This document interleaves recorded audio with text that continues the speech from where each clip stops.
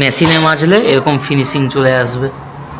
দ্বিতীয়বার ফিনিশিংয়ের সাথে এটা পুরোটাই এই যতগুলো প্যানেলগুলো সব রেডি আছে, মানে এই প্যানেলগুলো যা আছে যতগুলো তৈরি করা হয়েছে সব ওই মেশিনেই মাজা। আমাদের মেশিনে মাজলে আমাদের সুবিধা এটাই হয় যে কিছু হোক না হোক খুব তাড়াতাড়ি কাজটা করা যায়। আর যদি হাতে রেঁধা দিয়ে মাজতে হয় একজনকে ধরতে হবে, একজনকে মাজতে হবে, এতে সময় বেশি যায়। আর মেশিনে মাজলে এটাই সুবিধা যে একা তুমি খুব তাড়াতাড়ি মাজতে পারবে।